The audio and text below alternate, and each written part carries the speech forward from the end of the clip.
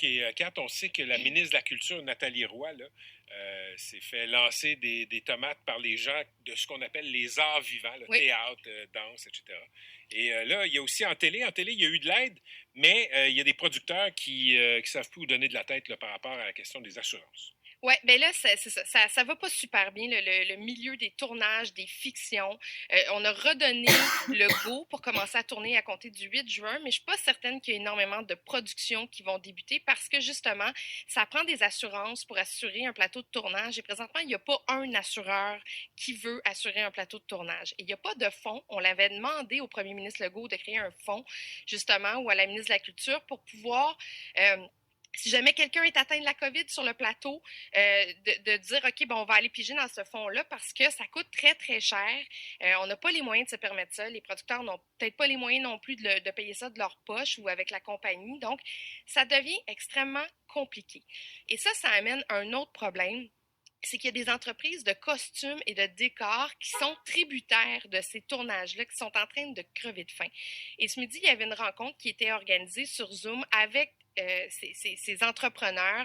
Je pense entre autres à Téléciné Montréal, à SOS Décor, à Espace Costume, qui nous ont mentionné à quel point ils sont sur le point de fermer, qui sont en train de s'endetter. Il y a des frais fixes qui sont astronomiques présentement. Là, on parlait des frais fixes de 31 000 par mois. Et on essaye de sensibiliser la ministre en disant, écoutez, nous, là, on dépend des tournages. Et si ça ne tourne pas présentement, ben on ne peut pas réouvrir une fois de temps en temps Mhm. pour quelqu'un qui a un besoin minime de, je sais pas moi, une paire de shorts quelconque.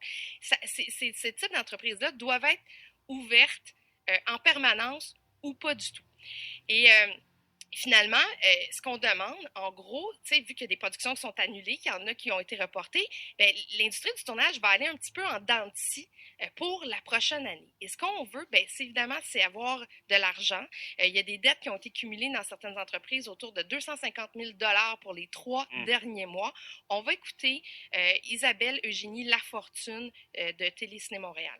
On ne veut pas se réendetter, c'est-à-dire justement, le faire de façon déficitaire. Donc moi, je pense que ça prend justement des choses concrètes, parce que là, on parle beaucoup de chiffres, mais encore là, c'est beaucoup de subventions qui sont données sous forme de prêts.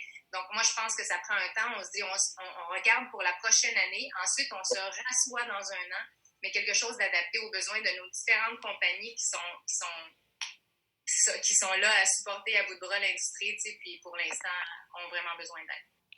Et il y avait Charles Lafortune qui était présent à cette réunion, qui a voulu nous sensibiliser parce qu'il est producteur, à quel point ces entreprises-là sont importantes pour notre télé. On l'écoute. Ils sont là dès le début de la chaîne et c'est là où on va trouver tout ce qui est nécessaire au bon fonctionnement de nos tournages. Il faut savoir que ce que vous voyez à l'écran, on ne l'achète pas parce qu'on n'a vraiment pas les moyens de se mettre à acheter des milliers de cellulaires, des TV, des trucs, on les loue. Donc, c'est extrêmement précieux d'avoir ça.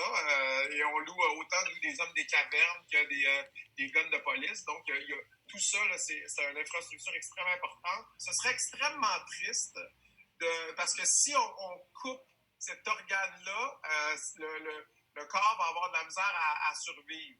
Et si on doit, nous, aller chercher des accessoires à Toronto, là, le téléphone cellulaire à 10$ dont Mme Lafortune a parlé tantôt, ça va nous coûter énormément, énormément cher. Alors, ça va augmenter les coûts de production.